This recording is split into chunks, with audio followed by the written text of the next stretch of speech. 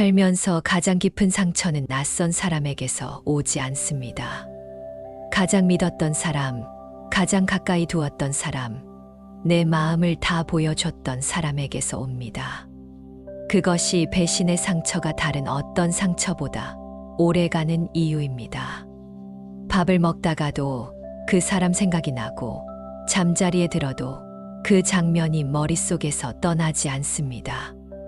분명히 내가 잘못한 것이 없는데 왜 이런 일이 생겼는지 이해가 되지 않습니다. 억울하고 화가 나고 그리고 무엇보다 너무나 슬픕니다. 어떤 분들은 이렇게 말씀하십니다. 그 사람을 믿었던 내가 바보였다. 사람을 너무 쉽게 믿은 것이 잘못이었다. 그런데 부처님은 그렇게 말씀하지 않으셨습니다. 진심으로 사람을 믿고 마음을 다해 대했다는 것, 그것은 잘못이 아닙니다. 오히려 그것이 여러분의 가장 깊은 아름다움입니다. 배신은 믿은 사람의 잘못이 아니라 배신한 사람의 업이기 때문입니다. 오늘은 배신당한 날 밤 무너지는 마음을 부여잡고 계신 분들께 부처님의 말씀을 전해드리려 합니다. 화려한 위로가 아닙니다. 당장 모든 것이 괜찮아진다는 거짓된 약속도 아닙니다. 다만 2500년 전 부처님이 이미 이 아픔을 알고 계셨고 그 아픔을 통과하는 길을 말씀해 주셨다는 것을 함께 나누려 합니다. 본격적으로 시작하기 전에 잠깐 여러분께 여쭤보고 싶습니다. 지금 이 영상을 보고 계신 분들 중에 배신의 상처를 안고 계신 분이 계신가요? 오래된 상처일 수도 있고 아직 채 아물지 않은 상처일 수도 있습니다. 지금 바로 댓글에 남겨주십시오.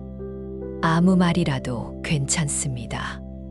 그 한마디가 이 공간을 함께 아파하는 자리로 만들어줄 것입니다. 지금 계신 자리에서 편안하게 앉아주십시오. 잠시 눈을 감고 숨을 한 번 깊게 들이마셨다가 천천히 내쉬어 보십시오. 부처님의 말씀은 급하게 마음을 바꾸라고 하지 않습니다. 다만 조용히 천천히 무너진 마음을 다시 세우게 합니다. 하늘은 다 알고 있습니다. 배신당한 사람의 마음 속에는 여러 감정이 한꺼번에 밀려옵니다. 처음에는 믿기지 않습니다. 설마 그 사람이 그럴 리 없다고, 분명히 오해가 있을 것이라고 생각합니다.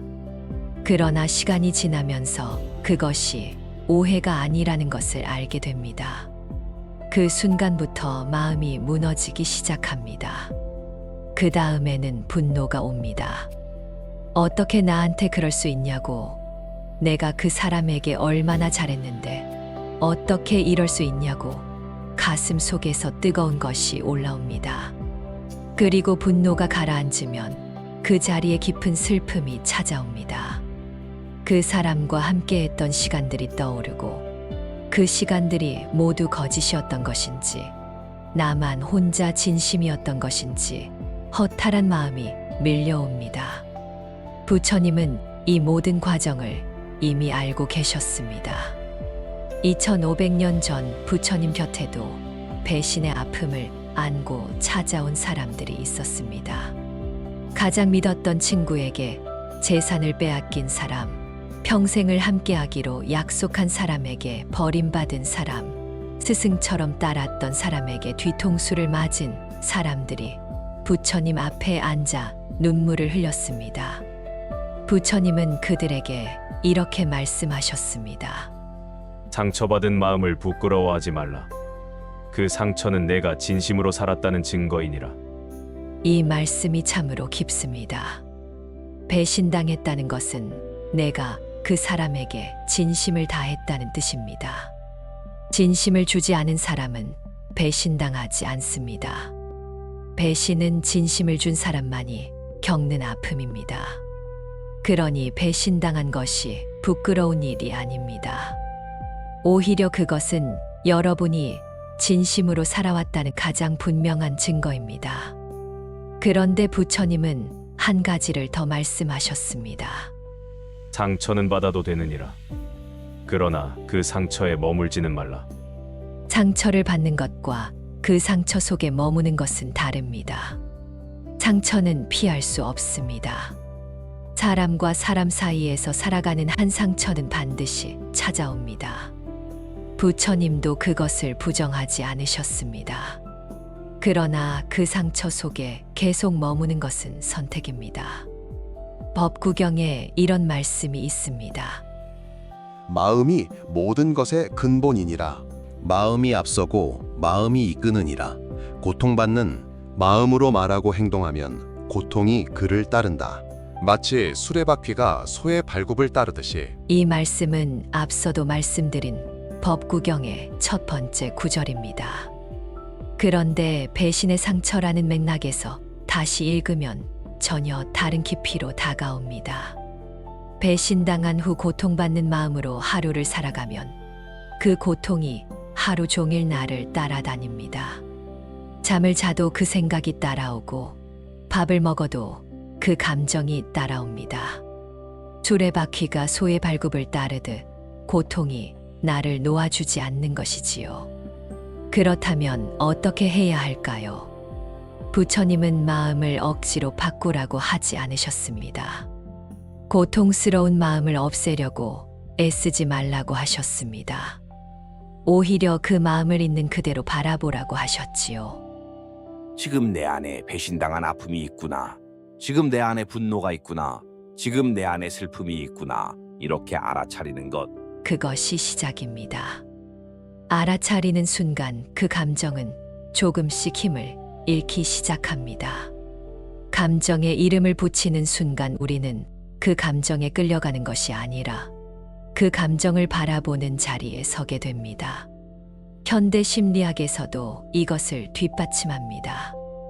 UCLA 심리학과 매튜 리버만 교수의 연구에 따르면 감정에 이름을 붙이는 것만으로도 뇌의 편도체 반응이 현저히 줄어든다고 합니다. 감정을 억누르는 것이 아니라 알아차리는 것이 실제로 고통을 줄여준다는 것이 과학적으로 증명된 것이지요. 부처님이 2500년 전에 말씀하신 것을 현대 과학이 다시 한번 확인해 준 것입니다. 지금 마음이 아프신 분들께 드리고 싶은 말씀이 있습니다. 지금 이 순간 그 아픔을 억지로 없애려 하지 마십시오. 그저 이렇게 말해 보십시오. 지금 나는 많이 아프구나. 그 한 문장이 무너진 마음을 다시 세우는 첫 번째 걸음입니다. 지금부터 부처님 시대에 실제로 있었던 이야기를 하나 들려드리겠습니다. 이 이야기는 팔리어 경전 앙구따라 니까야에 전해지는 이야기입니다. 부처님 당시 인도의 찌따라는 이름의 장자가 있었습니다. 그는 넉넉한 재산을 가진 사람이었고 마음도 선한 사람이었습니다. 그에게는 오랜 세월을 함께한 친구가 있었습니다. 어린 시절부터 함께 자라며 기쁨도 슬픔도 나눈 사이였지요. 찌따는 그 친구를 누구보다 믿었습니다. 자신의 재산을 맡길 만큼, 가족의 일을 의논할 만큼 깊이 신뢰했습니다. 그런데 어느 날 그 친구가 찌따의 재산 일부를 빼돌리고 사라졌습니다. 가장 믿었던 사람에게 배신당한 것이지요. 찌따는 며칠 동안 음식도 제대로 먹지 못했습니다. 잠도 이루지 못했습니다. 그 친구와 함께했던 시간들이 자꾸 떠올랐고 그 모든 것이 거짓이었는지를 생각하면 마음이 무너졌습니다. 그는 결국 부처님을 찾아갔습니다. 부처님 앞에 앉은 찌따는 한동안 말을 잊지 못했습니다. 그저 눈물만 흘렸습니다. 부처님은 서두르지 않으셨습니다. 그저 조용히 찌따 곁에 앉아 그가 말할 준비가 될 때까지 기다리셨습니다. 찌따가 겨우 입을 열었습니다. 세존이시여, 저는 그 사람을 가족처럼 여겼습니다. 그런데 그 사람이 저를 배신했습니다. 이 마음을 어떻게 해야 합니까? 부처님은 잠시 침묵하신 후 이렇게 말씀하셨습니다. 찢다여 그 사람이 너에게 한 일은 그 사람의 업이니라. 그러나 지금 내가 그 고통을 붙잡고 있는 것은 너의 선택이니라. 그 사람은 이미 떠났느니라. 그러나 너는 아직도 그 사람을 마음속에 붙잡고 있구나. 찢다는 그 말씀을 듣는 순간 무언가 가슴을 치는 느낌을 받았습니다. 그렇습니다. 그 친구는 이미 떠났습니다. 그런데 찢다는 그 친구를 마음속 감옥에 가둬두고 있었습니다. 그리고 그 감옥 안에 함께 갇혀 있는 것은 결국 찢다 자신이었습니다. 부처님은 말씀을 이어가셨습니다. 독화살을 맞은 사람이 있느니라. 그 사람에게 가장 급한 것은 무엇이겠느냐? 화살을 쏜 사람이 누구인지 찾는 것이냐? 아니면 먼저 화살을 뽑는 것이냐? 이것이 부처님의 독화살 비유입니다. 중부니까야 말론꺄뿌따 경에 나오는 가르침이지요. 배신당한 후 우리가 하는 일은 대부분 화살을 쏜 사람을 찾는 일입니다. 왜 그랬는지, 어떻게 그럴 수 있는지, 그 사람이 어떻게 되는지를 생각하며 시간을 보냅니다. 그러는 동안 몸에 박힌 화살은 더 깊이 파고 들어갑니다. 부처님이 말씀하신 것은 이것입니다. 지금 가장 급한 것은 내 마음에 박힌 화살을 뽑는 것이라고 하셨습니다. 찢다는 그날 이후 조금씩 달라지기 시작했습니다. 그 친구를 원망하는 데 쓰던 마음의 에너지를 자신을 돌보는 데 쓰기 시작했습니다. 처음에는 쉽지 않았습니다.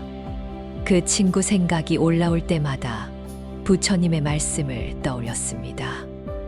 지금 내게 가장 급한 것은 화살을 뽑는 것이다. 그렇게 하루하루를 살아가다 보니 어느 순간 그 친구에 대한 원망이 조금씩 옅어지기 시작했습니다. 그 친구가 변한 것이 아니었습니다. 찢다의 마음이 변한 것이었지요. 이 이야기에서 우리가 배울 수 있는 것이 있습니다. 배신당한 후 우리에게 주어진 선택이 있습니다. 그 사람을 마음속에 붙잡고 함께 고통받는 것인지, 아니면 내 마음에 박힌 화살을 뽑고 나를 먼저 치유하는 것인지입니다. 부처님은 이렇게 말씀하셨습니다. 자신을 섬으로 삼고 자신을 귀처로 삼으라. 남을 귀처로 삼지 말라. 이 말씀은 남을 믿지 말라는 뜻이 아닙니다. 나의 평화와 치유는 결국 나 자신에게서 비롯된다는 것입니다. 그 사람이 사과해야만 내가 나을 수 있는 것이 아닙니다. 그 사람이 변해야만 내가 행복해질 수 있는 것이 아닙니다. 내 치유는 내가 시작할 수 있다는 것이지요. 지금 배신의 아픔을 안고 계신 분들께 찢다의 이야기가 작은 위로가 되기를 바랍니다. 배신당한 후 가장 힘든 것은 그 사람에 대한 분노가 아닐 수 있습니다. 가장 힘든 것은 나 자신에 대한 믿음이 흔들리는 것입니다. 그 사람을 믿었던 내 판단이 틀렸다는 생각, 나는 사람을 보는 눈이 없다는 자책, 앞으로 누군가를 다시 믿을 수 있을까 하는 두려움. 이것들이 배신의 상처가 남긴 가장 깊은 흔적입니다. 어떤 분들은 배신을 겪은 후 마음의 문을 완전히 닫아버리십니다. 더 이상 사람에게 마음을 열지 않으려 하지요. 그것이 자신을 보호하는 유일한 방법이라고 생각하시기 때문입니다. 그 마음이 충분히 이해됩니다. 그러나 부처님은 이렇게 말씀하셨습니다. 상처받은 마음으로 문을 닫는 것은 스스로를 어둠 속에 가두는 것이니라. 문을 닫는다고 상처가 낫는 것이 아니니라. 오히려 신선한 바람이 들어오지 못해 상처는 더 깊어지느니라. 마음의 문을 닫는 것은 더 이상 상처받지 않으려는 선택이지만 동시에 치유될 기회도 함께 닫아버리는 것입니다. 그렇다면 무너진 마음을 어떻게 다시 세울 수 있을까요? 부처님은 3가지를 말씀하셨습니다. 첫 번째는 자신에게 자비를 베푸는 것입니다. 우리는 종종 남에게는 관대하면서 자신에게는 가혹합니다. 친구가 배신당했다면 내 잘못이 아니야. 그 사람이 나쁜 것이야 라고 위로하면서 정작 자신에게는 내가 어리석었어. 내가 사람을 잘못 봤어 라고 자책합니다. 부처님은 이렇게 말씀하셨습니다. 온 우주를 다 뒤져봐도 나 자신보다 더 사랑받아 마땅한 존재는 없느니라. 지금 이 순간 자신에게 이렇게 말해 보십시오. 나는 잘못이 없다. 나는 진심으로 살았다.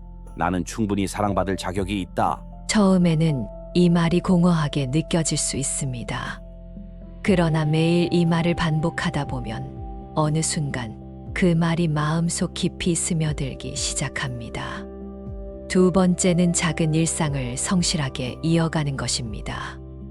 배신당한 후 많은 분들이 일상이 무너지는 경험을 하십니다. 밥도 먹기 싫고 아무것도 하기 싫고 그냥 모든 것을 멈추고 싶은 마음이 드는 것이지요. 부처님은 이런 상태의 제자들에게 항상 같은 말씀을 하셨습니다. 아침에 일어나 세수를 하고 밥을 먹고 할 일을 하라. 그 평범한 하루가 무너진 마음을 다시 세우는 기둥이 되느니라. 마음이 무너졌을 때 거창한 무언가를 할 필요가 없습니다. 오늘 제때 밥을 먹는 것, 잠자리에 들기 전 따뜻한 차 한 잔을 마시는 것, 그 작은 일상들이 마음의 기둥을 하나씩 세워갑니다. 현대 심리학에서도 이것을 행동 활성화 치료라고 합니다. 감정이 나아지기를 기다리지 말고 먼저 몸을 움직이고 일상을 이어가면 감정이 그 행동을 따라온다는 것이지요. 부처님의 가르침과 현대 심리학이 또 한 번 같은 진실을 가리키고 있습니다. 세 번째는 나를 진심으로 대해주는 사람에게 마음을 여는 것입니다. 배신을 겪고 나면 모든 사람이 의심스러워집니다. 그러나 가만히 돌아보면 반드시 있습니다. 내가 힘들 때 곁에 있어준 사람, 아무것도 바라지 않고 내 이야기를 들어준 사람, 내가 낮은 자리에 있을 때도 나를 귀하게 여겨준 사람이 있습니다. 부처님은 이렇게 말씀하셨습니다. 선한 것을 가까이 하는 것이 수행의 절반이 아니라 수행의 전부이니라. 선한 법 한 사람이 무너진 마음을 다시 세우는데 얼마나 큰 역할을 하는지 모릅니다. 배신의 상처로 모든 사람에게 마음을 닫는 것이 아니라 진심으로 나를 대해주는 그 한 사람에게 조심스럽게 마음을 여는 것. 그것이 치유의 시작입니다. 무너진 마음은 하루아침에 다시 세워지지 않습니다. 그러나 오늘 자신에게 따뜻한 말 한마디를 건네고 오늘 하루의 일상을 성실하게 살아가고 곁에 있는 선한 사람에게 조금씩 마음을 열어가다 보면 어느 순간 이런 생각이 드는 날이 옵니다. 그 상처가 나를 여기까지 데려왔구나. 그날이 반드시 올 것입니다.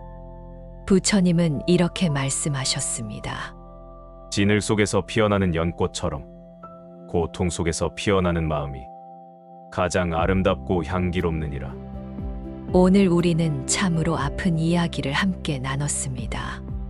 배신의 상처가 왜 그토록 깊은지, 그 상처 앞에서 부처님은 무엇을 말씀하셨는지, 그리고 무너진 마음을 어떻게 다시 세워갈 수 있는지를 함께 걸어왔습니다.